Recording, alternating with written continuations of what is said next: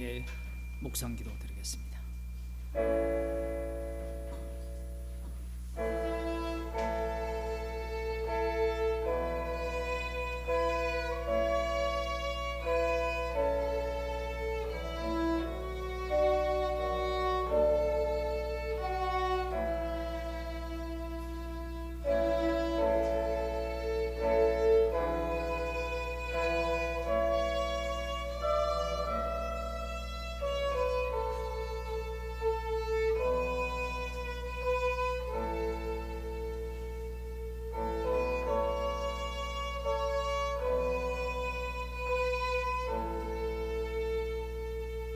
사도신경으로 신앙 고백하겠습니다. 전능하사 천지를 만드신 하나님 아버지를 영원하사 그의 아들 우주 예수 그리스도를 믿사오니 이는 성령으로 잉태하사 통역여 마리아에게 나시고 본디오 빌라도에게 고난을 받으사 십자가에 못 박혀 죽으시고 장사한 뒤 사흘 만에 죽은 자들 가운데서 다시 살아나시며 하늘에 오르사 전능하신 하나님 우편 앉아 계시다가 저리로서 산자와 죽은 자를 심판하러 오시리라. 성령을 믿사오며 거룩한 공유와 성도가 서로 교통하는 것과 죄를 사하여 주시는 것과 몸이 다시 사는 것과 영원히 사는 것을 믿사오나이다. 아멘. 하나님 말씀 잠언 27장 7절 말씀을 함께 읽겠습니다.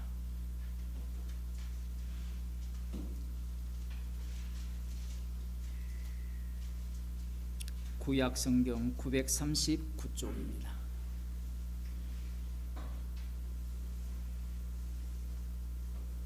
함께 읽겠습니다. 배부른 자는 꿀이라도 싫어하고 줄인 자에게는 쓴 것이라도 다니라. 아멘. 기도하겠습니다. 육신의 탐욕에 배를 채우고자 하는 인생들의 탐욕은 결코 채워줄 수 없는 그러한 채워짐이요, 내가 배부르기에 만족하는 그러한 채워줌입니다. 주님, 저희들을 긍휼히 여기사 심령이 가난한 자로 만들어 주셔서 주님의 십자가의 사랑으로 날마다 저희들을 채워주옵소서. 예수님 이름으로 기도드리옵나이다. 아멘. 찬송가 144장입니다.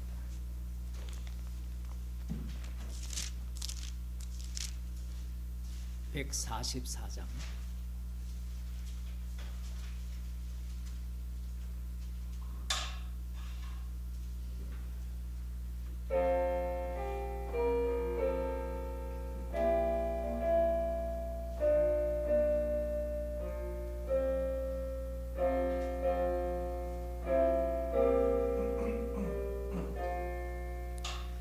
예수 나를 위하여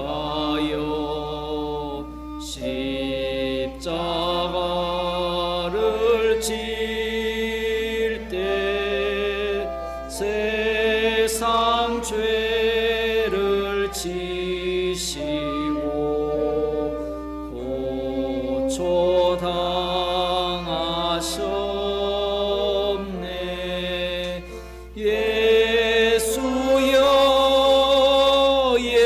예수여 나의 죄 위하여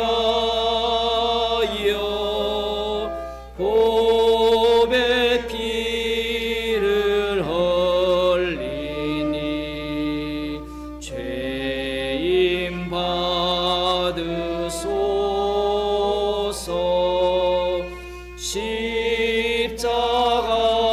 십자가를 지심은 무슨 죄가 있나 정우지한 사람들 메시아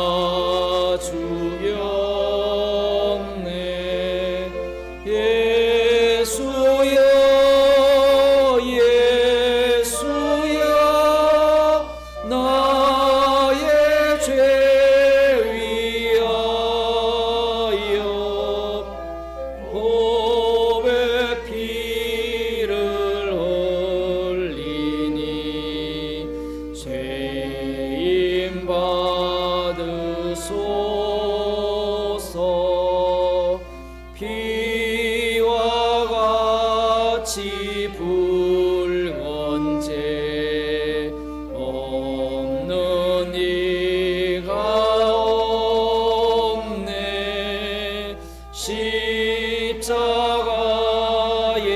공로로 눈과 같이 되네. 예수여 예수여 나의 죄 위하여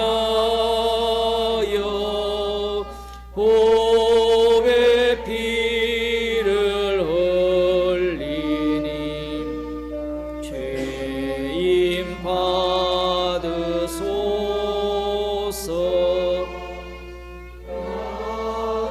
아름답다 예수여 나의 좋은 친구.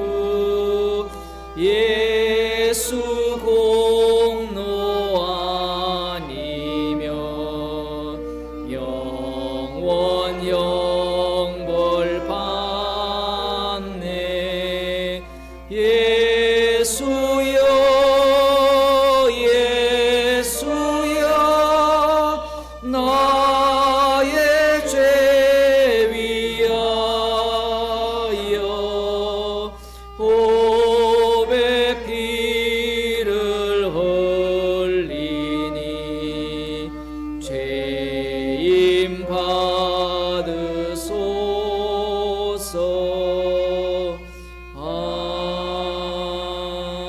아멘.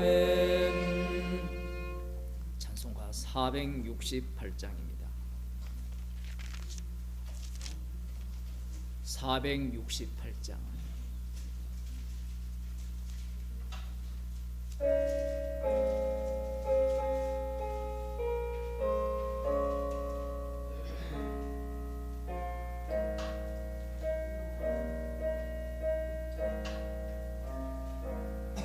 내 맘에 한 노래 있어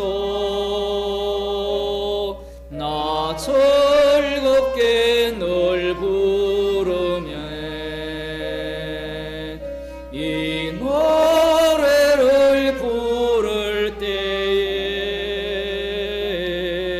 큰 영화 임하도다. 평화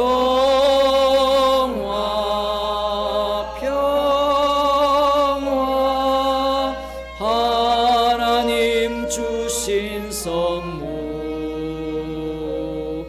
오 크고 놀라운 평화 하나님 선물일세. 주 십자가에 달리사 날 구원해 주셨으며 주 예수님 고난 받아 나 평화 누리도다. 평화 평화 하나님 주신 선물. 오 크고 놀라운 평화 하나님 선물일세. 나 주께 영광 돌릴 때 이 평화 충만하도다. 주 하나님 은혜로서 이 평화 누리도다. 평화 평화 하나님 주신 선물.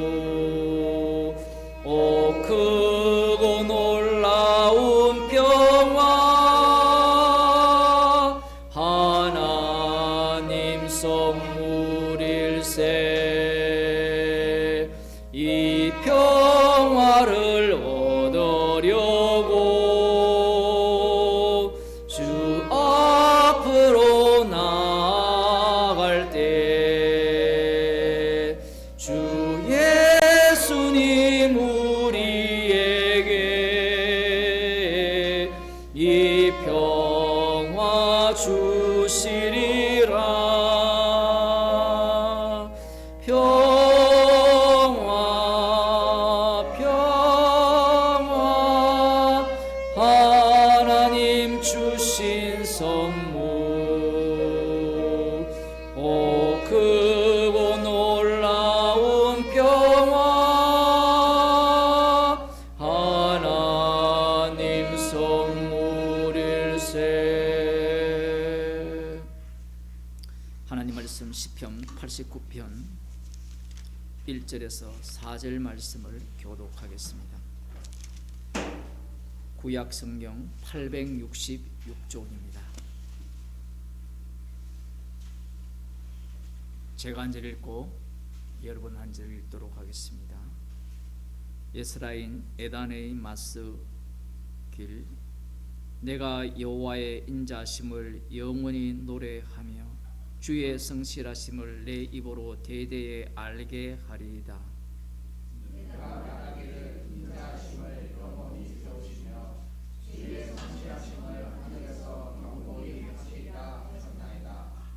주께서 이르시되 내가 나의 택한 자와 언약을 맺으며 내 종 다윗에게 맹세하기를 내가 내 자손을 영원히 견고히 하며 내 위를 대대에 세우리라 하였다 하셨나이다. 셀라. 아멘. 찬송가 300장입니다.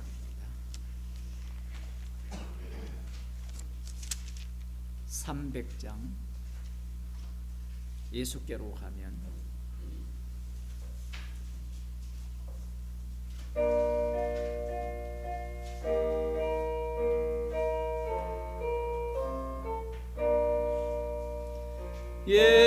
예수께로 가면 나는 기뻐요. 걱정 근심 없고 정말 즐거워. 예수께로 가면 나는 기뻐요. 나와 같은 나이 부르셨어요. 예수께로 가면 맞아주시고 나를 사랑하사 용서하셔요. 예수께로 가면 나는 기뻐요. 나와 같은 나이 부르셨어요. 예수께로 가면 손을 붙잡고 어디서나 나를 인도하셔요. 예수께로 가면 나는 기뻐요. 나와 같은 나이 부르셨어요. 이 시간 오준석 집사님 우리를 대표해서 기도해 주시겠습니다.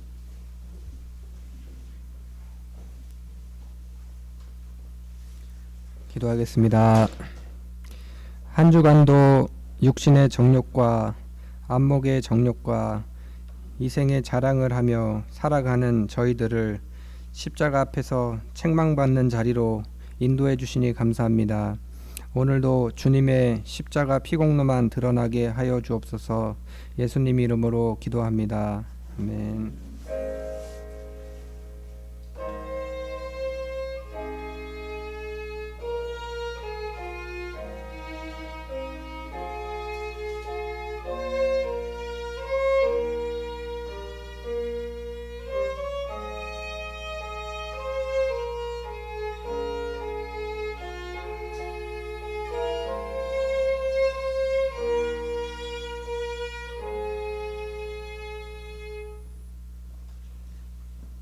말씀 로마서 8장 33절에서 34절 말씀을 보겠습니다. 신약 성경 250쪽입니다. 제가 읽어 드리겠습니다. 누가 능히 하나님의 택하신 자들을 송사하리요? 의롭다 하신 이는 하나님이시니 누가 정죄하리요? 죽으실 뿐 아니라 다시 살아나신 이는 그리스도 예수시니 그는 하나님 우편에 계신 자요 우리를 위하여 간구하시는 자시니라. 아멘. 하나님의 택하신 자, 선택입니다. 선택. 하나님께서 택하신 자들, 선택하신 자들을 누가 송사할 수 있느냐, 이렇게 말씀하고 있습니다. 의롭다 하신 이는 하나님이시니라. 그러면서 34절에서는 예수님의 죽으심과 부활 그리고 성천하신 하나님 우편에 계신 분을 말씀하고 있어요. 사도 바울이 입에서 나오는 대로 막 쏟아내는 게 아니에요. 이 복음이라는 것은 철저하게 이 세상이 악하다라고 선언합니다. 사람들이 가장 싫어하는 게 무엇이냐 하면요, 나를 부정하는 거예요. 나를 부정하는 거예요. 나를 부정하는 것이 왜 그래 싫으냐? 선악과를 먹었기 때문에 나는 무조건 긍정해야 된다라는 겁니다. 교회에 올 때 나를 긍정해달라고 오는 거지, 나를 부정하기 위해서, 나를 책망하기 위해서 오는 사람은 없어요. 없다는 이 말이 굉장히 불쾌하죠. 나는 부정하기 때문에 복음을 듣습니다라고. 보세요, 벌써 왜 불쾌합니까? 나는 아닌데요. 지금 오늘 본문이 뭐 다 중요하지만 오늘 본문 또 엄청 중요한 게 하나님의 선택이 나오기 때문에 그래요. 하나님께서 선택하신 자들을 누가 정죄하겠느냐? 그러면 우리가 먼저 이 내용을 누구에게 먼저 적용을 해야 되느냐면 이스라엘에게 먼저 한번 적용해 보자라는 겁니다. 이스라엘. 사도 바울이 활동할 시기는 남은 자들이죠. 이 남은 자들의 사상이 중요해요.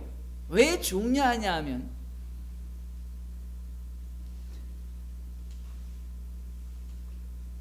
우리도 이 남은 자 사상 속에 모두가 다 들어가 있기 때문에 그래요. 이들의 생각을 모르면 이 마귀에게 농간당합니다. 하나님께서 택하신 자들을 누가 송사하리요? 얼마나 신나는 겁니까? 맞죠? 이것보다 기쁜 복음은 없잖아요. 그런데 로마서 뒤에 가면요, 송사 못한다라고 해놓고 뭐라고 이야기합니까? 참감람나무가 잘려버려요. 그러면 그 감람나무에 이방인이 접붙임을 당했잖아요. 그럼 접붙임 당한 자들이 뭐라고 이야기하는가 하면 누가 우리를 송사하리요? 하나님이 우리를 위하시면, 하나님이 우리를 의롭다 하셨으면 누가 우리를 송사하겠느냐? 그런데 교만하다라고 보이는 순간 잘라버립니다. 자르고 다시 접붙여요. 말씀이라는 것이 왜 이렇게 어려우냐 하면, 제가 늘 설교할 때도 말씀드립니다만, 말씀을 읽는 당사자가 문제이기 때문에 그래요. 말씀하시는 분이 말씀하시는 대로 하겠다면 아멘 하면 될 일인데, 우리는 그 말씀을 반드시 나의 말씀, 나의 선택으로 끌고 와서 나의 구원에 대해서 확고해야 된다라고 주장하고 싶은 겁니다.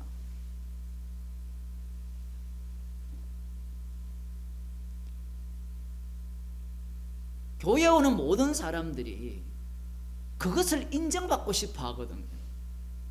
그것을 인정 잘해주면 목사로서 성공할 수 있는 확률이 조금 높아요.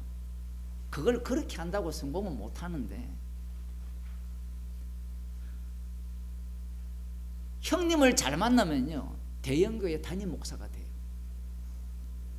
여러분들 잘 모르시죠? 지인을 잘 만나면 대형교회 담임 목사로 갈 수 있어요. 교회 안에는 가장 우선되는 게 혈연, 지연, 학연은 어떤지 모르겠어요.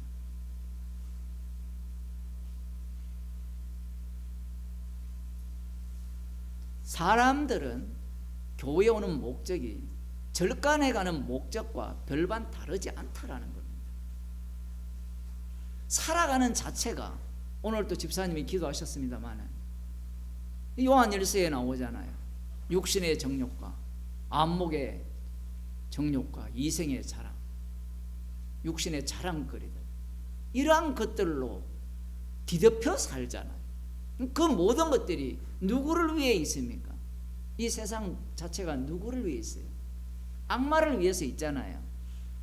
마귀에게 세상 근세와 영광을 주셨잖아요.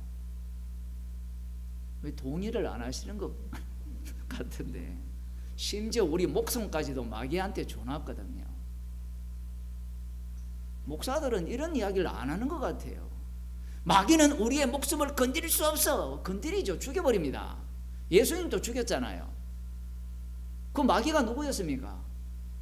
대제사장들, 서기관들, 바리새인들, 그들이 마귀였잖아요. 너희 아비가 마귀니까 마귀의 아들은 뭐예요?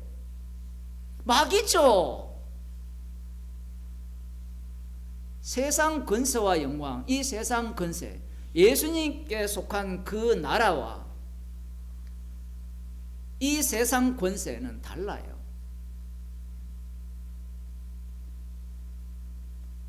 마귀가 장악하고 있는 그것을 우리는 계속해서 얻으려고 하는 겁니다. 그런 마음을 교회에 갖고 오는 거예요. 하나님께서 이스라엘을 선택을 하시니까 얼마나 신나겠습니까? 아브라함도 마찬가지예요. 그렇지 않아도 내가 바라는 바, 원하는 하나님을 찾았다는 거예요.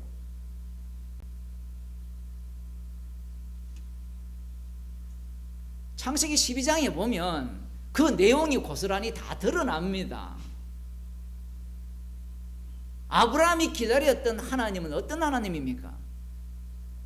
큰 민족을 이루게 하시는 하나님, 복의 근원이 되는 하나님, 복의 근원을 만들어주는 하나님. 아브라함이 어느 동네에 살았어요? 찌질이 가난한 산골에 살았습니까? 예? 농촌에 살았습니까? 아니에요. 갈대아 우르입니다. 그 당시에 다 펴봤죠. 세계사.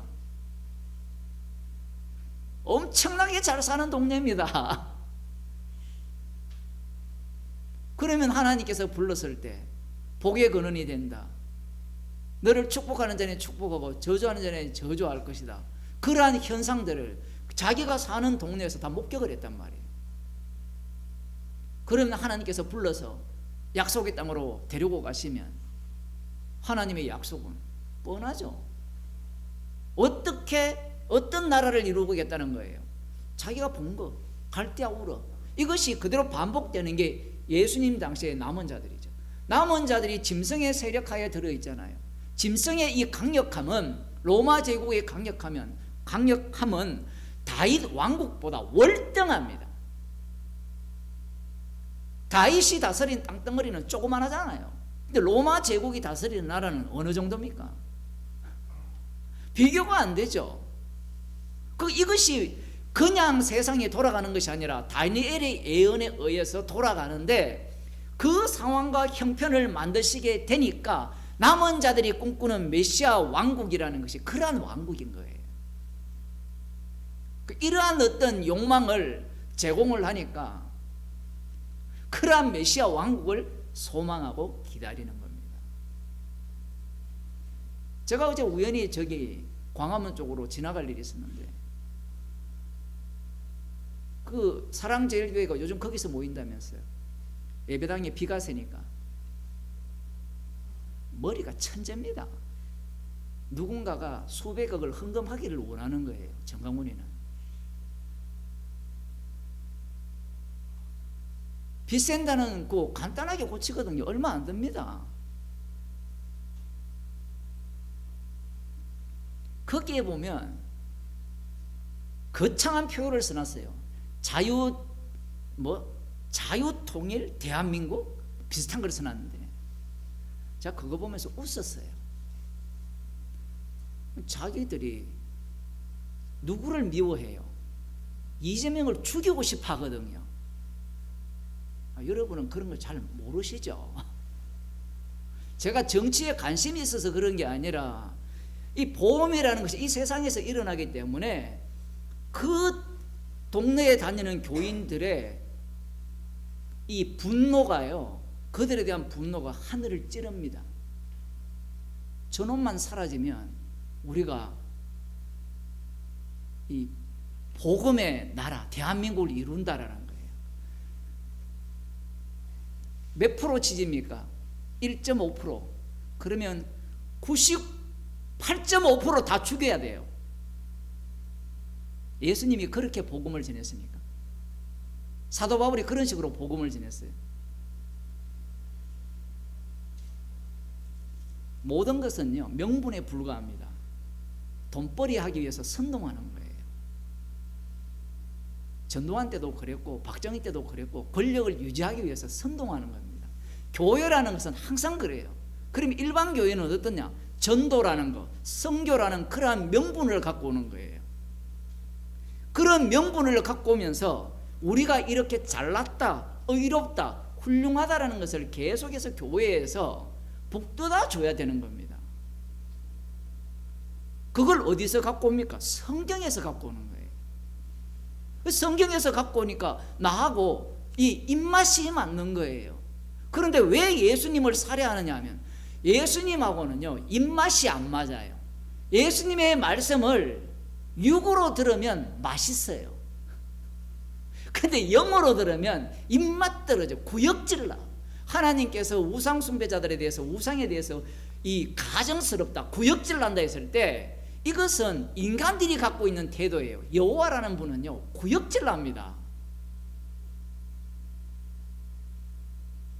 세상 자체를 나의 소망과 나의 꿈을 위해서 돌리는 것이 아니라 십자가 지신 어린 양을 위해서 세상을 돌린다고 할 때 누가 그걸 좋아하겠어요? 분명히 보여주잖아요. 백날 그렇게 해도 죽어요. 제가 예언하는데 정강훈이 죽습니다. 예언 하나 더 할게요. 윤석열도 죽어요. 또 하나 더 할게요. 이재명도 죽어요.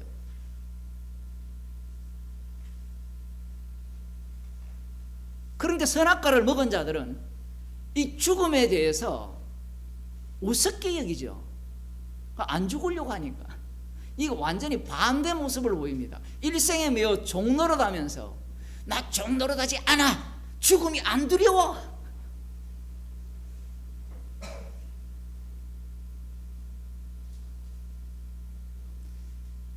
이스라엘을 선택을 하시고, 그 이스라엘의 선택은 하나님의 선택입니다.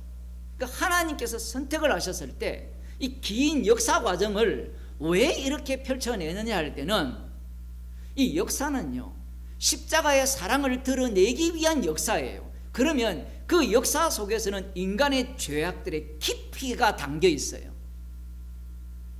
하나님의 선택이라 했을 때, 하나님의 택하심을 입었다 했을 때, 사도 바울이 주님을 만나기 전과 후의 차이를 알아야 됩니다. 사도 바울은 이방인이 아니었죠. 유대인 중에 유대인, 이스라엘 중에 이스라엘, 베냐민 지파로서 난지 8일 만에 할례를 받은 자요, 율법의 의로는 흠이 없는 자, 나보다 잘난 인간 있으면 나오보라 그래. 무엇을 바탕으로 해서? 구약 성경 창세기부터 말라기까지 다 펼쳐놓고 이 말씀을 기준으로 나보다 하나님에 대한 열심, 하나님에 대한 순종이 있는 사람 다 나오보라 그래. 이 사람이 지금 하는 얘기예요. 그러면 하나님의 선택에 대해서 이방인들이 말하는 신이 알아서 하겠지, 이 얘기가 아니라 하나님의 선택을 알고 있어요. 누가? 사도 바울이. 그 하나님의 선택을 알고 있는 사도 바울이 하나님의 선택을 다시 언급할 때는 33절로 끝나는 게 아니라 34절을 다시 언급함으로 말미암아 하나님의 선택이라는 것을 먼저 부정적으로 부정하는 의미를 깔아놓고 하나님의 선택을 말씀하고 있는 거예요.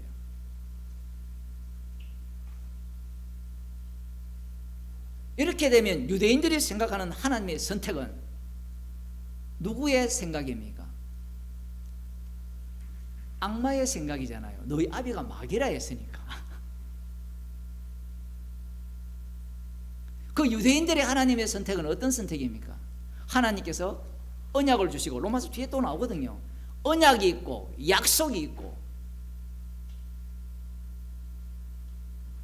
그러면서 그 언약과 약속을 누구에게 주셨어요? 선택한 이스라엘에게 주셨어요.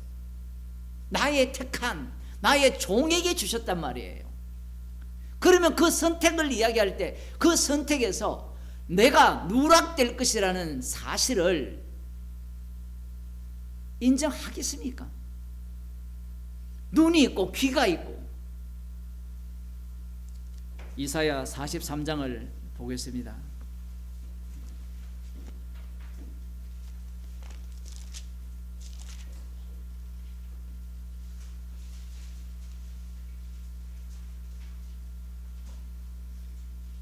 유명한 말씀이죠. 그죠? 여러분들에게는 안 유명한지 모르지만 제가 대학원 3년 동안 다닐 때 이 말씀을 갖고 43장 21절, 이 백성은 내가 나를 위하여 지었나니 나의 찬송을 부르게 하려 함이라. 이걸 가장 좋아하는 우리 교수님이 계셨는데 얼마 전에 돌아가셨지만, 이걸 좋아하면 십자가가 나와야 되는데 십자가가 안 나와요. 왜 십자가가 안 나오느냐? 그 이유가 방금 제가 말씀드린 그 세계 속에 들어있기 때문에 그래요. 봅시다. 야곱아, 너를 창조하신 여호와께서 이제 말씀하시느니라. 이스라엘아, 너를 조성하신 자가 이제 말씀하시느니라. 여기에 보면 야곱을 창조했다라고 하거든요.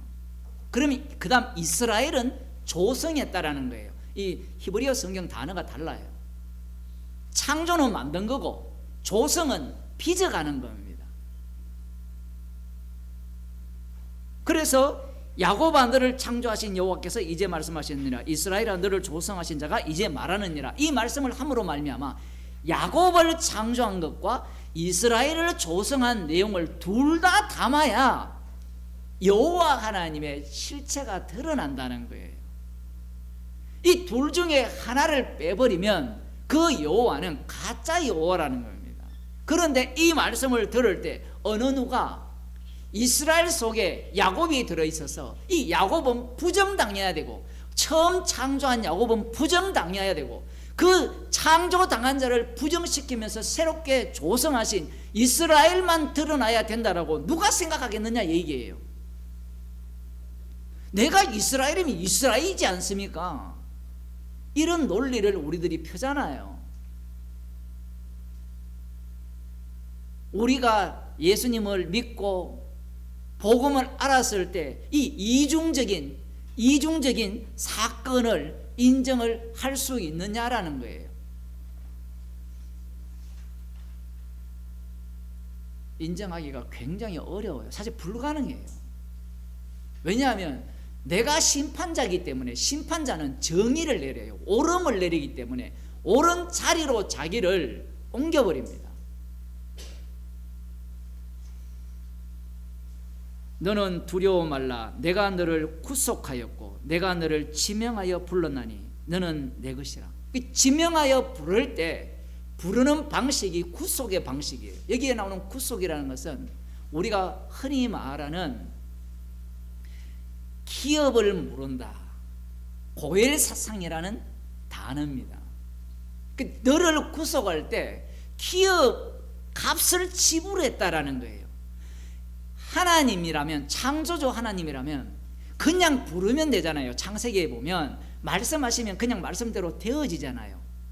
그런데 하나님께서 이미 범죄한 세상에 여호와의 이름으로 들어왔을 때는 지명하여 부를 때, 호명하여 부를 때 부르는 방식은 구속의 방식이라는 거예요. 구속의 방식.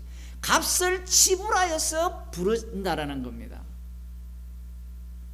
지금 이렇게 얘기하면요, 그건 유대인들이 모르죠라고 하겠지만 이걸 다 안다니까요, 유대인들이.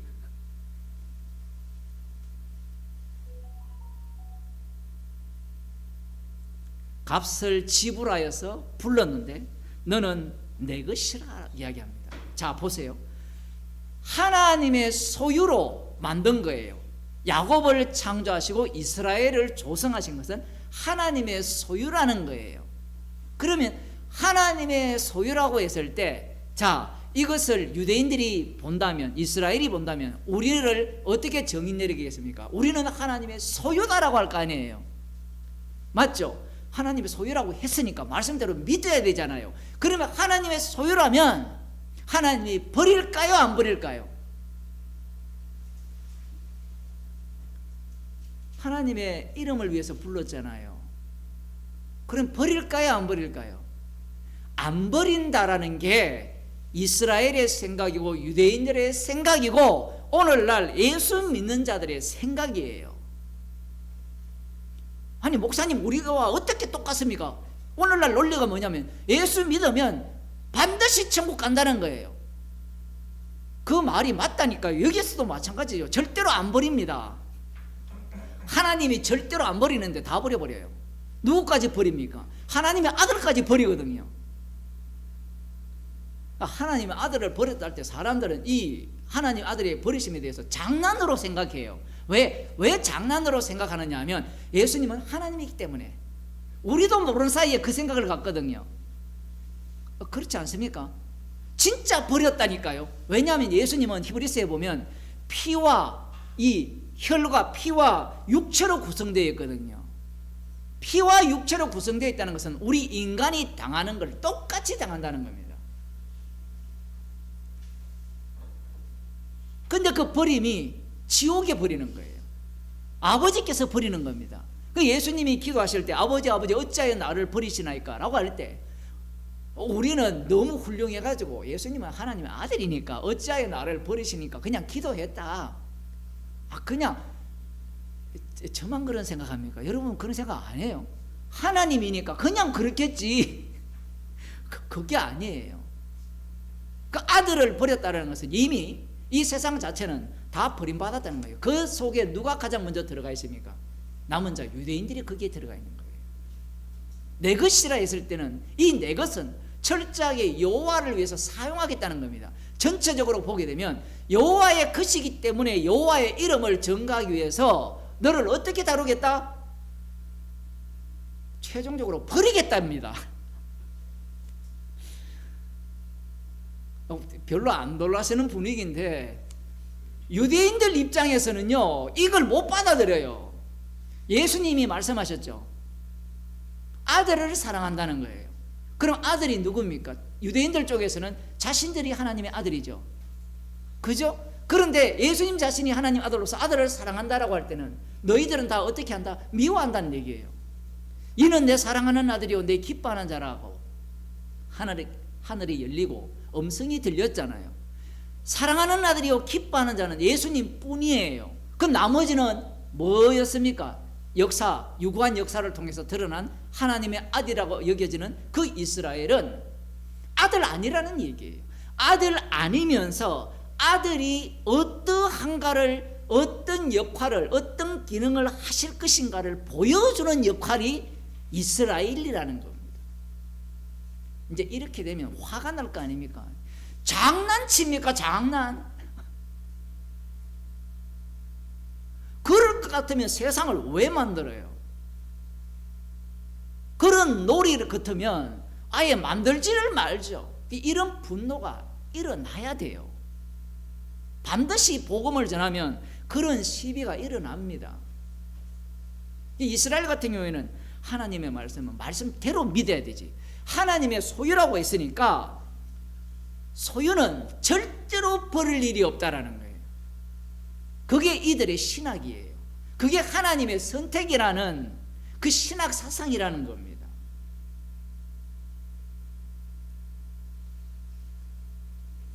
조금 더 봅시다. 네가 물 가운데로 지날 때에 내가 함께할 것이라. 강을 건널 때에 물이 너를 침몰치 못할 것이며 네가 불 가운데로 행할 때에 타지도 아니할 것이요 불꽃이 너를 사르지 못하리라. 이런 경험을 했잖아요. 바다 가운데로 지났고 요단강 가운데로 지났고 그 다음 다니엘의 세 친구가 불 가운데서도 타지 않았거든요.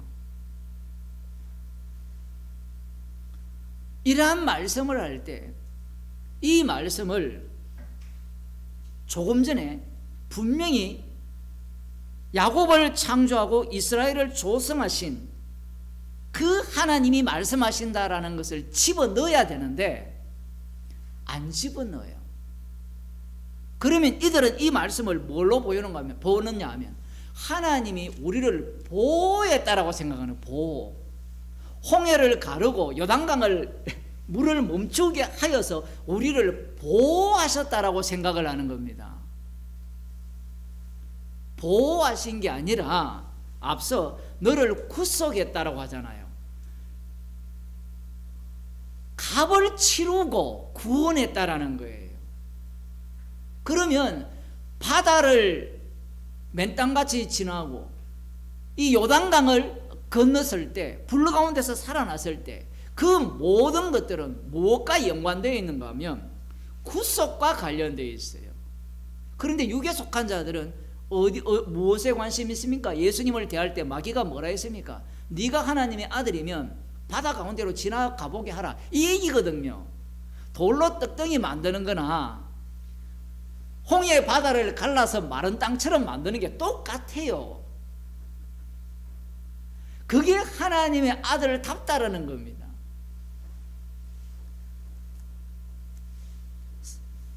3절 대저 나는 여호와 내 하나님이요 이스라엘의 거룩한 자요, 이렇게 나오죠. 나는 여호와 너의 하나님이라는 거예요. 나는 여호와 너의 하나님. 너의 하나님인데 거룩한 자라고 하죠. 그 거룩하다 했을 때, 하나님이 거룩하다 했을 때 여러분은 어떤 생각을 갖습니까? 아, 하나님은 거룩하신 분이다. 그 거룩을 어떻게 정의를 내립니까? 깨끗하다, 이렇게 생각을 할 가능성이 굉장히 높죠. 레위기에 나오는 거룩한 것과 거룩하지 않는 것을 구분할 때 그 의미는 궁극적으로 하나님께서 행하신 일 속에서 거룩을 나타낸 것을 바탕으로 해서 거룩을 설명을 해야 돼요. 우리가 갖고 있는 거룩 개념이 아니라는 겁니다. 그러면 하나님은 어떻게 거룩하신 하나님으로 나타났느냐 했을 때는 너를 구속하셨다는 거예요. 값을 지불하고 너를 구원한 것이 거룩한 하나님의 면모라는 겁니다. 그걸 달리 표현하면 야곱을 창조하시고 이스라엘을 조성하신 하나님. 충격적이에요. 이건 왜 충격적이냐면 야곱을 창조했으면 그 창조한 야곱이 하나님의 약속을 받았잖아요. 약속을 붙들고 최선을 다하면서 하나님이 가운데 나타나셔서 말씀을 주시면서 마치 독려하듯이 야곱 편이 되어 주셨잖아요. 그렇게 했는데 그 야곱이 지금까지 도와준 하나님과 씨름을 하는 겁니다. 싸움을 한 거예요. 이깁니까? 집니까? 이겨버려요. 그 하나님이 거룩한 하나님이라는 거예요. 자기가 창조하시고 그 창조한 자에 의해서 죽임을 당하는 그 하나님이 로마서 8장 33절 4절을 연결해서 봐야 되는데, 하나님의 선택이 나오고 뒤에는 예수 그리스도의 선택이 나오거든요. 죽임당한 하나님이 누구냐면 예수 그리스도예요. 그런데 이스라엘 입장에서는 이 너를 구속했다 했을 때 값을 지불하는 그 대속물이 하나님이라고는 상상도 못하는 겁니다.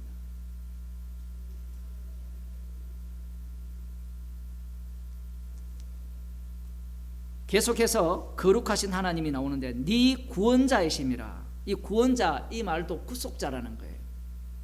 값을 지불하고. 그래서 이사야 43장에서는 계속해서 무엇을 강조하는가 하면요, 이 속량물, 이것을 굉장히 강조합니다. 속량물이 중심이에요. 이사야 43장은 너가 중심이 아니고, 너를 택하여 불렀나니 이 너가 아니고. 조금 더 봅시다. 3절 대전하는 여호와니 하반절 애굽을 너의 속량물로 구스와 스바를 너의 속량물로 주었다라는 겁니다. 이거 충격적이죠. 이스라엘을, 남유다를 바벨론 제국에 의해서 멸망을 시키고 이들을 구속하는데, 구속을 할 때 공짜 구속은 없습니다. 창조주 하나님이라면 그냥 구원하면 되잖아요. 우리 아이들 초등학생들, 하나님은 뭐든지 할 수 있으면 그냥 구원시키면 되잖아요. 그죠? 그게 우리들이, 인간들이 갖고 있는 생각인데, 진짜 하나님은, 창조주 하나님은 반드시 속량물을 지불하고 구원을 내요. 심지어 이 속량물이 누구냐면 애굽이 되고 구스가 되고 스바가 돼요. 제가 이 성경 읽을 때요 되게 어려웠어요. 왜 어려웠냐면, 우리가 갖고 있는 속량물은 어때야 됩니까? 깨끗해야 되잖아요. 흠이 없어야 되잖아요. 흠이 없고 깨끗한 걸 속량물이라고 생각하잖아요. 그런데 하나님께서는 애굽을 속량물로 사용한다라는 거예요. 이것은 어떤 의미냐라고 하면, 속량물의 의미를 담는 애굽이라는 거예요. 속량물, 밥이 중요한 게 아니에요. 담당하시는 분은 수고스럽지만 밥은 안 먹어도 돼요.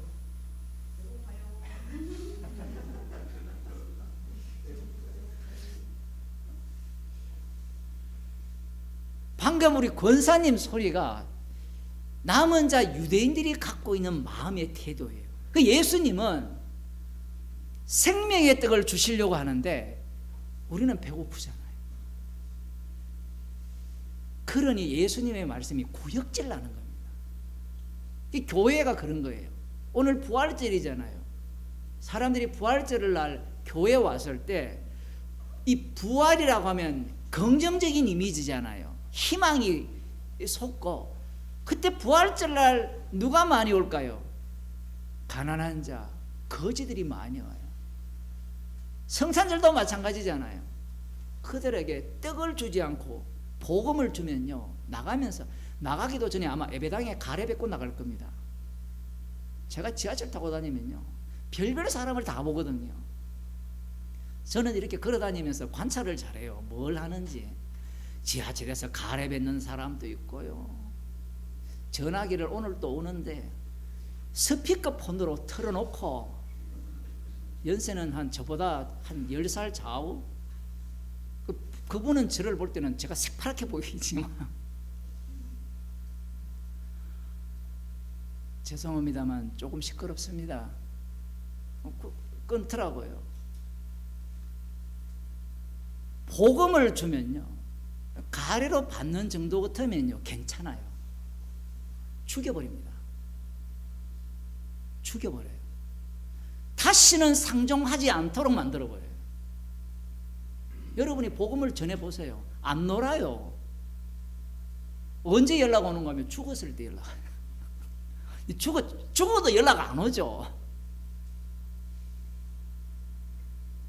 속량물이라 했을 때는 우리가 갖고 있는 인식은 깨끗하잖아요. 흠과 티가 없어야 되잖아요. 그런데 하나님께서 갑자기 애굽을 속량물로, 구스를 속량물로, 서바를 속량물로 너를 구원할 때 그들을 주었다라고 하는 거예요. 그러니까 사람들은 이거 갖고 머리 아픈 거예요. 머리 아파.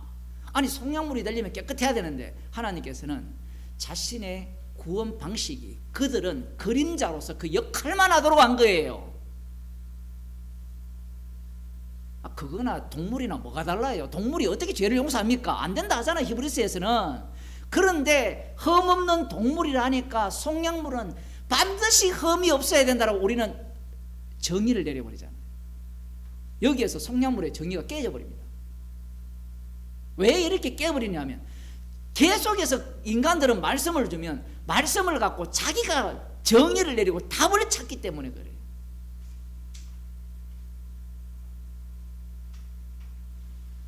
이스라엘은 모르죠. 그냥 우리를 구원하기 위해서 속량물로 주셨구나. 땡 잡았다. 이렇게만 생각할 거 아닙니까? 나중에는 누구를 속량물로 쓰는지 아세요? 로마서 뒤에 나오거든요. 남은 자를 속량물로 써버립니다. 그들이 복음을 거부함으로 말미암아 이방인들이 거기에 접붙임을 당해요. 제가 논리를 그냥 막 끌고 오는 게 아니에요.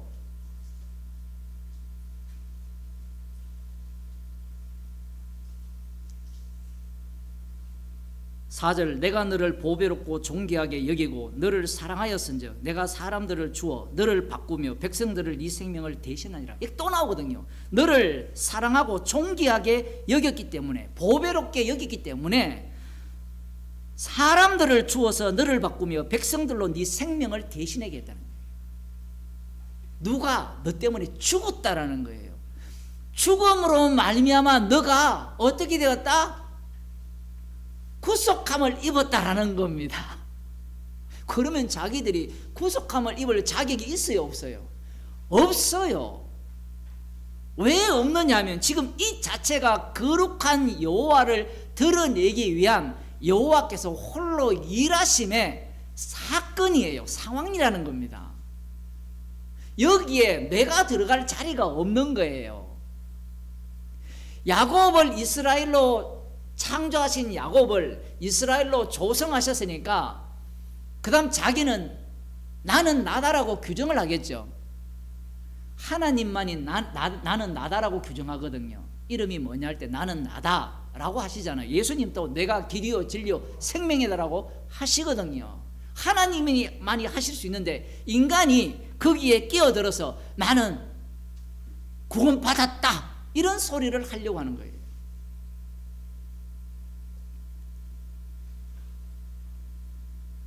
나는 하나님의 사랑을 입었다. 나는 하나님께서 존귀한, 오늘 찬송가도 이 보배 이야기 했잖아요. 예수께서 오실 때 보배를 찾는데 그 보배를 나는 보배다. 김용옥은 지가 예수다. 김용옥만 그런 얘기 아니고 교인들이 다 그 얘기를 해요.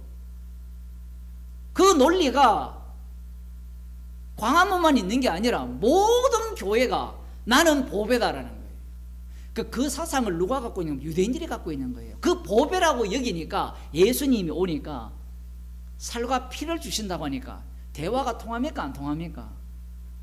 예수님 믿더라도 천국은 가고 그건 기본이고 이 땅에서는 어떤 복을 받아요? 예수 믿는 복을 받습니다. 어제 부활절이라고 전도지 엄청 뿌렸거든요. 근데 저는 왜 안 주는지 모르겠어요. 우리 식구는 다 받았거든요. 계란도 받았어요. 제가 요즘 계란은 맥반석을 주더라고. 그럼 아침에 맛있게 먹었어요. 거기에 보면 예수님을 믿고 예수님을 영접하면 예수 믿는 복과 영생을 준다는 거예요. 말은 안 틀렸어요. 말은 틀리지 않았는데 그거 여기 보세요. 여기 지금 맥반석이 중요한 게 아닙니까? 지금 이게 생명이 달렸는데 지금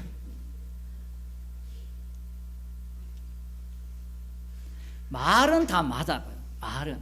말은 다 맞는데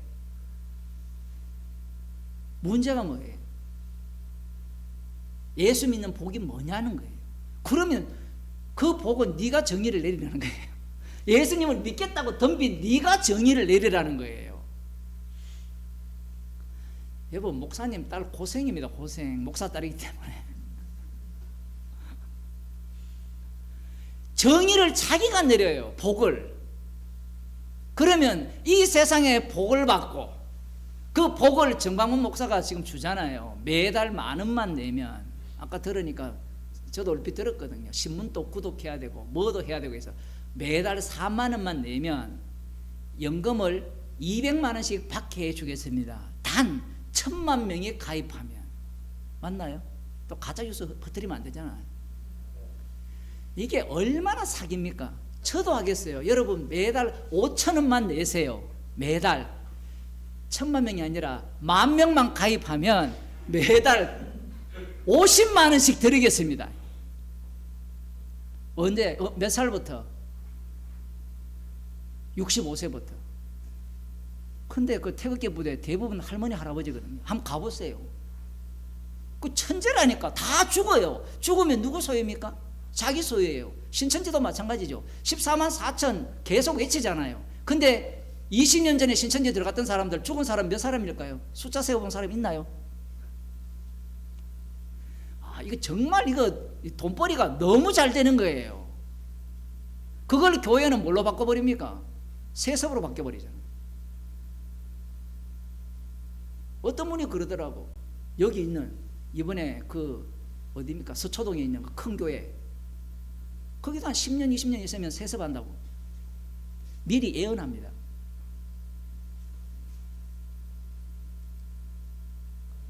할 거라고. 한국말도 못하는 아들 데리고 와서 종신제를 만들기 위해서. 그거나 뭐가 달라요? 이게 복음이 없으니까 예수님이 주시고자 하는 그 피와 살, 이것이 오늘날 현재에 역사하지 않으니까 그들 눈에는 무엇이 가장 필요합니까? 돈이 가장 필요한 거예요. 돈이 가장 필요한 겁니다. 왜냐하면 죽으면 없잖아요. 제가 그런 생각을 해봤거든요. 월세를 살잖아요. 월세를 살면 거꾸로 생각하면 돼요. 저 집주인이 뼈 빠지게 돈 벌어서 돈 조금 내고 살게 하는 이 기쁨.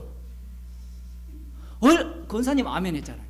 얼마나 신나. 우리가 만일에 그 집을 살려면, 얻으려면 평생이 아니라, 물론 이수정은 가능하죠. 함덕헌은 그 동네의 왕이라 하니까. 얼마나 감사합니까? 그런데 왜 감사하지 않고 우리는 월세 살면 안 돼, 집을 구해야 돼, 그러다가 죽어요. 그러니까 악마의 노림수거든요. 형편이 되면 집 사시고, 형편이 더 되면 강남에 80억짜리 한 10채 사세요. 그걸 공짜로 세 좀 주시면 안 됩니까? 문제가 뭐냐면 이 사람들이 보고자 하는 그 안목이 악마에게 기속되었기 때문에 이 세상 것에 미치게 하는 겁니다. 그래서 이 구약이라는 걸 너무 좋아해요. 왜? 구약 설교를 하면요, 인간이 뭔가 얻을 수 있다라는 희망을 주는 겁니다. 방금 이 애굽을, 구설을, 백성들을, 사람들을 너희들을 구원하기 위해서 값으로 사용했다라고 하면 이것조차도 어떻게 해석하는가 하면요, 나를 위해 했다는 거예요. 나를 위해. 성경을 읽어도 깨닫지를 못하는 거예요. 그 말씀을 계속 읽으면서 거룩하신 여호와 중심이 아니고 나 중심이라는 거예요. 나 중심. 그 나 중심의 끝판왕이 뭔가 하면 여호와 중심으로 바뀌는 거예요. 그게 유대교입니다. 이 유대인들이 아마추어가 아니에요. 종말을 떼기 때문에 이 종교적으로 성경을 바탕으로 한 그 종교에 대해서 최상위층에 있어요. 더 이상 안 나옵니다. 그걸 그대로 갖고 와서 하면요, 사람들한테 통해져. 왜? 말씀대로 믿으면 복을 받습니다. 여기에도 43장에 보면 너는 내 것이라 하잖아요. 너를 위해서 대속물을 누구를 줬어요? 아들을 주셨으니까 아들을 주신 분이 모든 것을 우리에게 은사로 주시지 않겠느냐. 로마서 지난주 봤던 그걸 끌고 오죠. 그럼 모든 것이 뭐예요? 돈, 명예, 권력, 자식 잘 되는 거.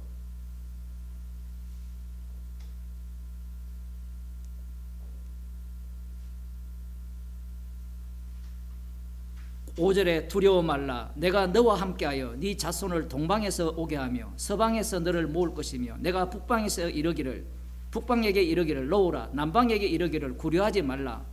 내 아들들을 원방에서 이끌며 내 딸들을 땅 끝에서 오게 하리라. 하나님께서 지시를 하는 거예요. 사방에서 모을 것이다. 그게 70년 포로에서 돌아오는 얘기거든요. 이 70년 포로에서 돌아오는 것이 뭘로 바뀌었습니까? 71회로 바뀌어버려요. 이 71회로 바꿔버리면 무엇을 눈치채야 되느냐 하면 70년에 대한 해석은 역사적 해석을 하는 거예요.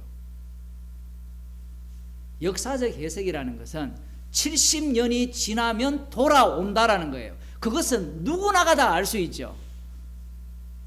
누구나가 다 알 수 있잖아요. 근데 71회가 되어버리면 인간이 계산하는, 예를 들어 오늘날 예수님이 언제 오실 것이고 7년 대환란이 어떻고 스토리를 쫙 펼쳐내는데 이 전체가 다 엉터리라는 이야기입니다. 이렇게 얘기해도 요한계시록에 있으니까 믿어야죠. 그렇게 믿은 인간들이 남은 자 유대인이에요. 그들이 71회를 안 믿었습니까? 490년이야? 아니야. 500 몇 년이야? 아니야. 그게 아니고 이거고 저거고. 모든 해석이 성령에 의해서 주님에 대한 해석, 주님에 의해서 하는 해석이 아니라 자기가 육신을 갖고 있으니까 그걸 다 뭘로 바꿉니까? 시간으로 바꿔서 역사 속에서 어떤 일이 일어나는 걸로 다 바꿔버리는 거예요. 그래서 예수님이 이 말씀에 대한 성취를, 다니엘에 대한 성취를 원래 제대로 되려면 이 안티오쿠스 에피판에서 이런 자기가 신의 현현이라는 이런 자가 뒤에 나타나야 되거든요. 이 시간 자체가 앞뒤가 막 뒤바뀌어 있어요. 그리고 70년대, AD 70년대 이스라엘 자체가 완전히 진멸해버리죠. 그때부터는 이스라엘이 사라져버립니다. 예수님이 살아계실 때 바로 하시지. 그것도 아니죠. 그러면 나중에 또 그러면 남은 자들도 다 없애버리지. 그런 논리.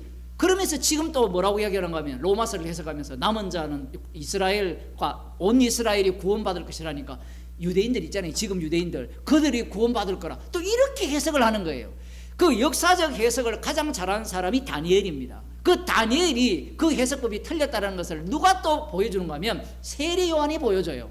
세례 요한이 역사적 해석을 한 거예요. 문자적으로. 우리가 역사적 해석을 하니까 엉터리다 이게 아니라 성경대로 해석을 한 겁니다. 오실 그이가 당신이 오리까. 그 해석이 엉터리라는 겁니다.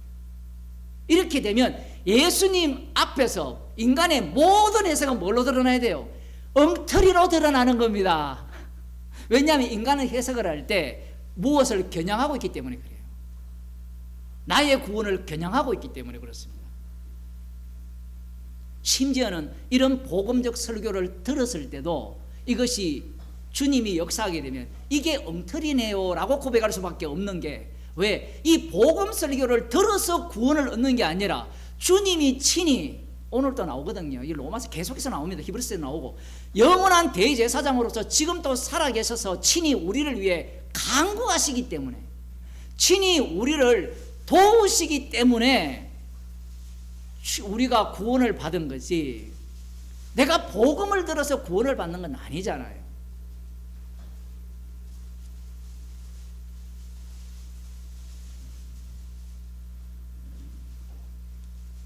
(7절입니다) 무릇 내 이름으로 일컫는 자 곧 내가 내 영광을 위하여 창조한 자를 오게 하라. 그들을 내가 지었고 만들었느니라. 여기에 보면 또 조성하고 만들었다. 그 앞에 보면 창조한 사람들. 이 창조와 조성을 번갈아 갑니다. 놀랍지 않습니까? 세상을 창조하셨잖아요. 하나님이 창조하시면서 그 속에 뱀을 집어넣어서 조성하는 겁니다. 우리를 그렇게 보시면 돼요. 우리를 창조했잖아요. 창조하신 그 시점이 언제냐? 그건 뭐 창세 전인데, 조금 있다가 이것도 나오지만, 이들이 여호와의 이름으로 일컫는 자, 여호와의 영광을 위하여 창조된 자예요. 그럼 여호와의 영광을 위하여 창조되었다면 여호와의 영광을 드러내야 되잖아요. 그럼 여호와의 영광을 드러내려면 야곱이 영광을 드러냅니까? 이스라엘이 영광을 드러냅니까? 창조한 야곱을 조성한 이스라엘로 바뀐 이 전체가 영광이에요. 이 전체가 영광을 드러내는 겁니다. 그분이 여호와의 이름으로 오시는 분이 십자가에서 다 이루시거든요. 십자가에서.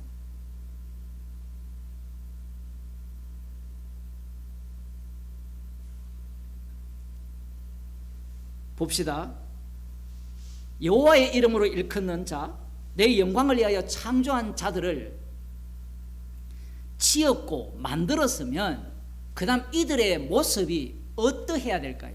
지금 우리가 이사야 이 강해를 하잖아요. 제가 주일 오후에 6장에 보면 이사야 선지자가 보내달라고 했을 때 가서 하는 일이 뭐였어요? 소경 만드는 거, 마음을 둔하게 하는 거, 기머거리 만드는 일이었거든요.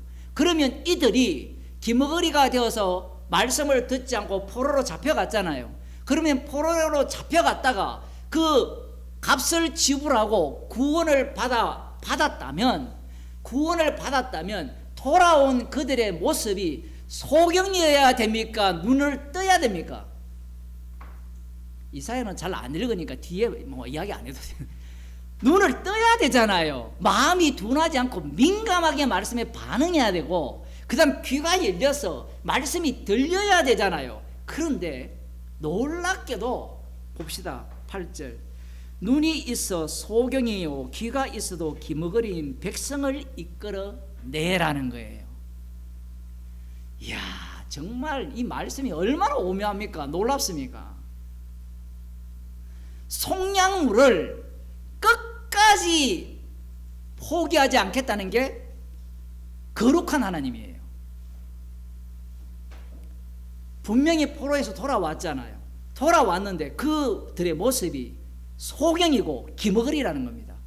소경이고 기머거리인데 이들이 하나님이 창조한 자들이라는 거예요. 조성한 하나님의 백성이라는 겁니다. 그러면 주변 사람들이 뭐라 하겠어요? 주변 사람들이 바벨론 포로 갔다 왔으면 어때야 돼요? 주님이 약속대로 포로에서 돌아왔으면 눈이 반짝반짝이고 졸지 않고, 우리 애들 한번 보세요. 눈이 반짝반짝이잖아요. 네? 휴대폰 볼 때만 반짝반짝 하지 말고 목사님 설교 들을 때도 좀 반짝반짝하고 그러세요. 반짝반짝이고 마음도 민감하게 복음에 대해서 반응을 하는 그러한 사람이 되어야 된다라는 게 우리 생각 아닙니까? 예? 그 생각을 누가 가졌는가 하면 예수님을 살해한 유대인입니다.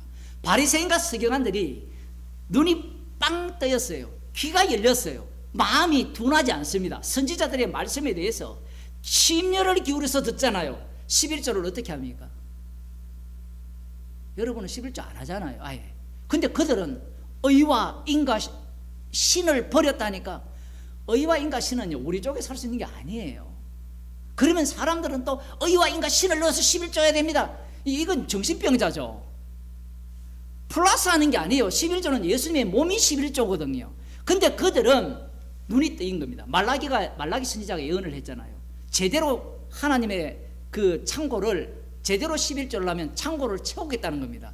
그 창고가 성전에 있는 창고예요. 그 창고의 끝들이 제사장들을 위해서 사용을 하고, 그리고 그것이 찬다는 것은 축복이 어떻다는 겁니까? 이스라엘 온 땅에 퍼진다는 얘기예요. 그래서 이들이 11조를 꼬박꼬박 한 겁니다. 부자 청년이 그냥 부자 된 게 아니에요. 11조를 했기 때문에 부자가 되었어요. 그러면 그 부자 되는 것이 하나님의 축복이냐? 아니에요. 물론 하나님이 그렇게 하신 건 맞아요.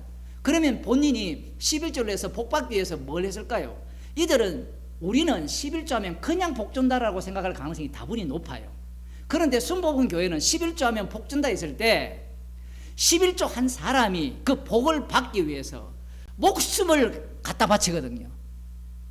맞죠? 가난한 사람들이 생각하는 복 받는다는 건요, 그냥 예수 믿으면 복 주겠지 이렇게밖에 생각 안 해요. 좀 배우세요. 복을 주시는데 11조는 하되 뼈 빠지기 일을 해요. 근데 이 뼈 빠지기 일한 사람들이 누구냐 하면 바리새인과 서기관입니다. 유대인들이에요. 왜냐하면 6일 동안 너는 힘써 일이라 했거든요. 복을 준다 했으니까 앉아서 그냥 시도 뿌리지 말고 주님이 알아서 뿌려서 그냥 자라게 하고 복 받지, 이런 논리를 누가 갖고 있는가 하면 가난한 자들이 갖고 있어요. 유대인들이 지금 그 생각을 갖고 있습니다. 11조를 제대로 해요. 율법의 의로는 흠이 없는 삶을 살아내는 겁니다. 소경이 아니에요. 근데 예수님이 죄인을 부르러 오셨잖아요.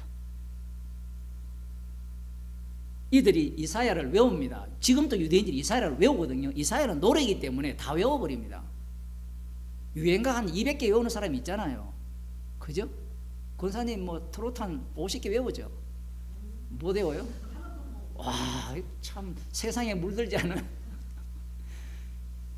어릴 때 이 트로트 들린 게 그 소양강 처녀부터, 그것도 옛날 거 아닙니까? 찔레꽃부터 시작해가지고 그런 노래입니다. 노래, 소망을 담아서. 봄이 되면 뭐예요? 봄과 관련된 노래. 봄이 오면 상가 들에, 그런 노래예요. 자기의 꿈을 담은 노래들이라는 겁니다. 달달 외워요. 달달 외우니까 주님이 이 돌아온 자들을 소경이요 기가 있어도 기머거리인 백성을 이끌어내라 하니까 이들은 이끌어냄을 받았으니까 그전에는 기머거리였는데 이제는 기머거리 아니고, 이제는 그전에는 소경이었는데 이제는 소경이 아니라고 생각하는 거예요. 이게 그들의 해석이에요. 이게 오늘날 기독교인들의 해석이죠. 예수님을 믿게 되면 영안이 밝아져서 말은 다 맞게 한다니까요. 영안이 밝아지니까 온통 뭐밖에 안 보여야 되는가 하면 십자가밖에 안 보여야 되고, 십자가밖에 안 보인다는 것은 우리가 하는 모든 일들이 죄밖에 없다라는 거예요. 그러면 이 죄밖에 없다라는 것이 주님이 어떻게 그 사건을 만들어내냐 하면 우리는 살게 합니다. 육신의 정욕과 이생의 자랑과 뭐 안목의 이런 것들을 없이 살고 싶은 게 우리의 욕망이잖아요. 예수 믿으니까. 그렇게 사는 방법이 있어요. 죽으면 돼요. 요한 1서에서 그렇게 말씀하시는 것은 예수님께서 육신을 입고 죽으셨다라는 겁니다. 십자가를 자랑해야 되는데 저들은 뭘 생각하고 있어요? 지식으로 믿어버리는 거예요. 조금 더 보겠습니다. 열방은 모였으며 민족들이 회집하였은들 그들 중에 누가 능히 이 일을 고하며 이전 일을 우리에게 보이겠느냐. 그들로 정인을 세워서 자기의 옳음을 나타내어 듣는 자들로 옳다 말하게 하라. 열방인들 보고 너희들이 옳다라는 것을 증거해보라는 건데, 하나님이 어떤 자들을 정인으로 세우는가 하면 소경을, 그들을 바벨론 포로로 잡혀가게 했고 돌아오게 했잖아요. 돌아오게 했으면 소경을 정인으로 세워놔요. 여기 정인을 딱 세워놓습니다. 소경 기머거리 이들을 정인으로 세워놓고 열방에게 묻습니다. 이런 하나님 받느냐 얘기예요. 너희 옳음을 증거해보라. 이 말은 그들이 갖고 있는 옳음은 뭐냐면, 하나님께서 소경인 자들을 구원을 했으면 정인들을 어떤 정인으로 세워야 돼요? 소경인 아닌 자들. 그전에는 소경이었는데 이제는 소경이 아닌 자들을 세워야 되는데, 하나님이 이런 자들을 세워놓고 내가 옳지, 그런데 너희들이 옳음을 증거해보라는 겁니다. 놀랍지 않습니까? 이방인들이나 유대인들이에요. 나중에 유대인들이 이 이방인들이거든요. 그들이 자기들이 정인이라는 겁니다. 하나님의 정인. 진짜 하나님이 나타나니까, 예수님이 나타나니까 우리가 하나님의 정인이라는 거예요. 정인, 정건물이라는 겁니다. 왜 그런 말을 합니까? 이들이 지금 이 말씀을 보고 하나님이 참 하나님이다. 우리가 믿는 하나님이 참 하나님을 보여주겠다라고 나대는 겁니다. 좀 더 봅시다. 10절 나 여호와가 말하노라 너희는 나의 정인 나의 종으로 택함을 입었나니 이는 너희로 나를 알고 믿으며 내가 그인 줄 깨닫게 하려 함이라. 나의 전에 지음을 받은 신이 없었느니라 나의 후에도 없었느니라. 하나님은 여호와 하나님 한 분뿐이에요. 그런데 이 여호와 하나님의 특징이 뭐냐 하면 소경을 포로로 보내어서 그 포로에서 구출했는데 구출당한 자가 소경이라는 거예요. 소경인데 이 구출할 때 속량물을 주셨다는 겁니다. 값을 치르고 구속하셨다는 거예요. 그래서 이 소경은 누군가가 값을 치루었다라는 것을 증거하는 소경이에요. 그들이 바로 하나님의 정인 하나님의 종이라는 겁니다. 그들을 두고 하나님의 택함 10절에 보면 나의 종으로 택함을 입었다라고 하시는 거예요. 그러니 이렇게 해석을 할 수가 없습니다. 우리는 말씀을 보면 이 말씀은 우리를 가르치기 위해서 하시는 말씀이다 이렇게 생각을 하잖아요. 제가 어떤 목사님이 훌륭하게 복음을 전한다 부드럽게 한다 이렇게 해서 또 들어봤죠. 그분이 부드럽게 해요. 그 부드럽게 하는 방식이 뭐냐면요, 가르치는 겁니다. 어떻게 가르치느냐 하면 진짜 할례가 뭔지 성경 구절을 찾아서 이게 진짜 할례입니다. 이게 진짜 할례입니다. 우리는 욕심을 따라 살지 않아야 됩니다. 그건 문제가 있는 건 아니에요. 맞는 말은 하는데 문제가 없는 설교인데 왜 문제가 되느냐 하면요, 배우겠다고 덤비는 사람을 가르침으로 응답을 해버리면 배우겠다는 사람들은 지식을 쌓아나가게 돼 있어요. 가르치기는 가르치는데 이 가르침이 그들의 배우고자 하는 그 탐심을 잘라버려야 돼요. 그렇지 않으면 자기 편을 만들어요. 저도 그런 생각을 했어요. 저렇게 설교를 하면, 저렇게 성경 공부를 하면 구독자 한 1000명은 금방 넘겠다. 왜? 가르치면 되니까. 가르치는 것은 상대를 부정 안 하거든요. 근데 복음은 부정을 해버려요. 조금 더 봅시다. 나 곧 나는 여호와라. 나 외에 구원자가 없느니라. 구원자가 없다라는 거예요. 근데 이 구원자가 어떤 분입니까? 값을 지불하고 구원합니다. 값을 지불했으니까 이 정인들은 값이 남아 있어야 되는 거예요. 그게 오늘날 성도들입니다. 성도들이 예수님이 대속물로 내어주셨다라고 하니까 성도들은 우리는 구원받았네, 구원받았으니까 우리는 의롭게 되었네. 말은 다 맞다니까요. 의롭게 되었고 구원을 받았으니까 이 값이 남아 있어야 되는 거예요. 그래서 성도를 십자가의 증인을 하는 겁니다. 부활의 증인이 아니라. 부활의 영을 주님께서 부활하여 주가 되셨거든요. 이사야 다 하려면 또 시간을 더 해야 되는데 봅시다. 조금 더 봅시다. 아직 시간이 조금 남았으니까. 내가 고하였으며 구원하였으며 보였고 너희 중에 다른 신이 없었나니 그러므로 너희는 나의 증인이요 나는 하나님이니라. 여호와의 말이니라. 철저하게 여호와의 증인이라는 겁니다. 그런데 예수님이 오시게 되면 로마서에서는 누구의 증인이 되죠? 누구의 증인이 됩니까? 성령을 받게 되면 여호와의 증인이 됩니까? 예수님의 증인이 됩니까? 예수님의 증인이 돼요.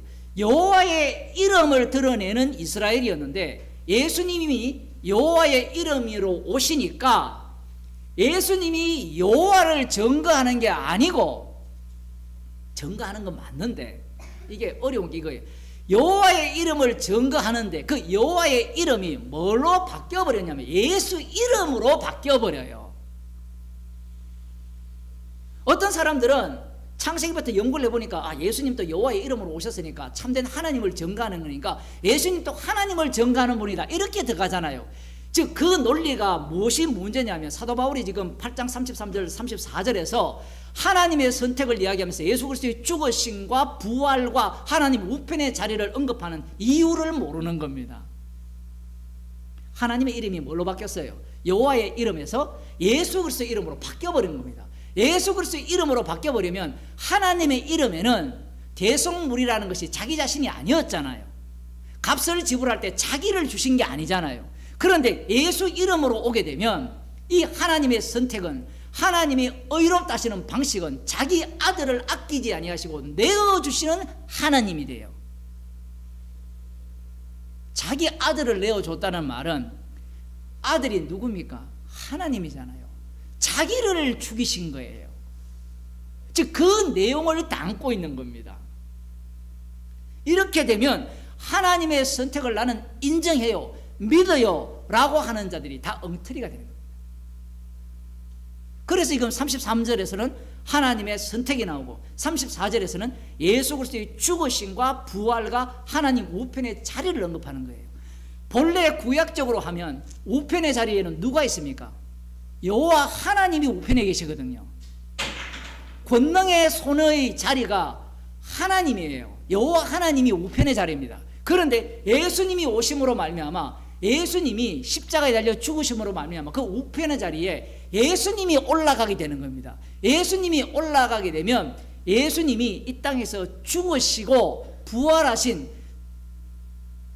부활하셨으니까 그 올라가신 그분이 아버지께로부터 성령을 받는데, 그 성령은 그리스도의 영으로서의 영으로 바뀌어서 이 성령을 주시게 되면 성도는 성령 받은 자로서 누구의 증인이 되느냐면 하나님의 증인이 되는 것이 아니라 예수 그리스도의 증인이 되는 겁니다. 우리가 기도를 할 때 저도 헷갈리는 게 이거죠. 예수님이 다 이뤘으면 예수님께 기도하면 안 됩니까? 이렇게 이야기를 하잖아요. 그죠? 그런 생각 해보셨죠? 저만 해봤습니까?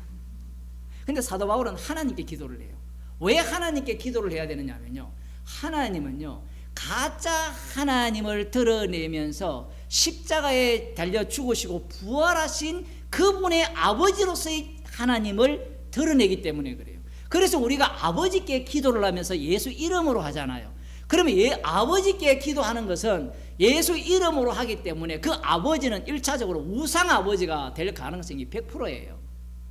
그래서 예수 이름으로 들어감으로 말미암아 진짜 아버지가 하나님이 누구냐? 예수 그리스도의 아버지, 십자가에 못 박혀 죽으시고 부활하신 주님의 아버지가 진짜 하나님이라는 그것을 드러내는 자리가 기도의 자리예요. 이제 알겠죠? 젊은 우리 친구들, 왜 하나님께 기도를 해야 되는가? 질문을 많이 받아요. 예수님 자꾸 하면 예수님께 기도하면 되죠. 그 기도 속에도 여기도 똑같죠. 사도 바울이 그냥 로마서 8장 다시 봅시다.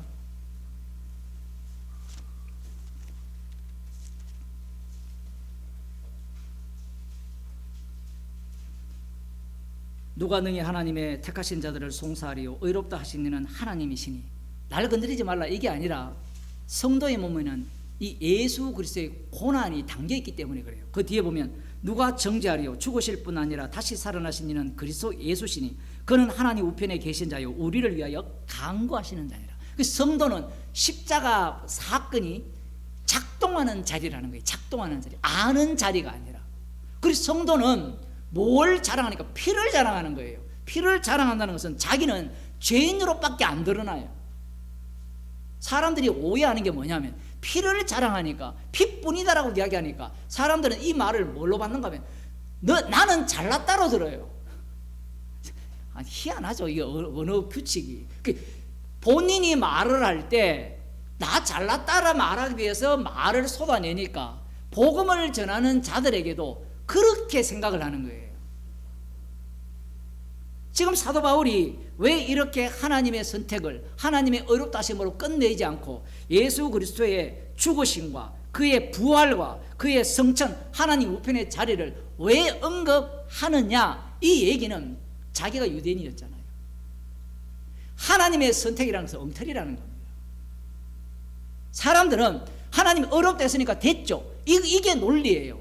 그런데 아까 이사야 43장을 보셨죠? 됐죠가 아니라 정인이에요. 정인. 어떤 정인이냐? 거룩한 여호와임을 드러내는 정인. 그러면 그들 속에 무엇이 담겨야 된다 했습니까? 창조하신 야곱과 조성하신 이스라엘이 담겨 있어야 된다는 거예요. 즉 그것이 담겨 있는 자가 성도예요. 이 성도가 어떻게 드러납니까? 로마서를 들으면서 책망을 받게 되고, 책망을 받게 되니까 십자가가 눈앞에 밝히 모이는 그 일이, 사건이 일어나는 거예요. 하나님의 선택이, 요한복음, 성경 하나만 더 보고 마치겠습니다. 요한복음 6장입니다.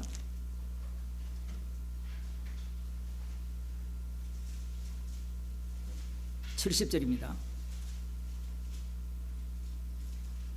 예수께서 대답하시되 내가 너희 12를 택하지 아니하였느냐. 놀랍죠? 12를 택했어요. 12를. 하나님의 선택은 이스라엘을 선택했다라고 보이잖아요. 물론 로마서에서는 야곱은 사랑하고 에서는 미워했다라는 선택이 둘 다가 나오지만, 지금 이 구약에 보면 나는 이스라엘을 선택했다라는 식으로 진행이 돼요. 선택의 의미가 긍정적이에요. 그런데 지금 요한복음에 오면 12를 택했다는 겁니다. 그러면 선택의 의미는 어떤 의미예요? 예수님을 위한 선택이 돼요. 그러면 그 속에는 가룟 유다가 하나가 있잖아요. 그런데 여기에는 미지의 X잖아요. 누구지 모르잖아요. 그러면 12 모두가 다 선택을 받았기 때문에 선택받은 자들은 모두가 다 누구를 위해서 활용이 되느냐 하면 십자가에 못 박히신 예수 그리스도를 전가하는 자, 정인들. 소경이었는데 눈 떴는데 소경으로 서 있으면서 정인, 죄인이죠. 죄인. 십자가만 자랑하는 정인. 한쪽은 지옥 보내기 위한 선택. 나를 위한 선택 자체가 없어요. 나의 구원을 위한 선택이 없다니까, 처음부터. 근데 제자들은 나의 구원을 위한 선택을 꿈꾸고 따라다닌 거예요. 그래서 예수님께서 내가 너희 12를 택했다. 그 중에 하나는 마귀니라. 이렇게 이야기하니까 나는 마귀가 아니죠. 나는 구원을 위해 선택을 받았죠. 그 말도 맞아요. 구원을 위한 선택인데 구원을 보여주기 위한 구원이에요. 그래서 구원을 보여주기 위한 구원이 되기 때문에 어떤 사태까지 발생되느냐면 로마서 뒤에 나오거든요. 내가 예수 그리스도의 사랑에서 끊어질지라도 내 혈육이 구원을 받는다면 내가 원하는 바로 생명책에서 이름을 지어달라 하죠. 하나님이 그런 분이에요. 나의 구원을 위한 구원은 없는 겁니다.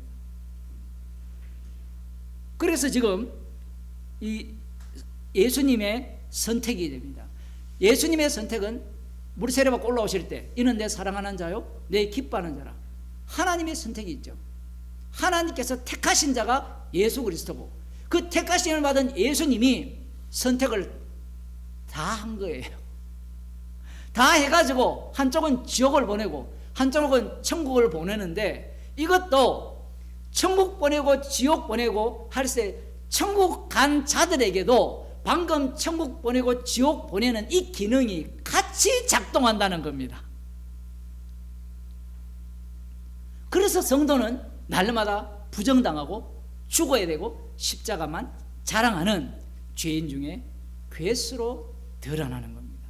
기도하겠습니다. 하나님 아버지, 예수 그리스도의 죽으심과 부활과 주되심을 드러내기 위해서 하나님께서 선택하셔서 의롭다 하신 그 내용을 그 속에 고스란히 담아주심을 감사드립니다. 주님의 죽으심을 증거하며 자랑하는 주의 백성으로 살게 하여 주옵소서.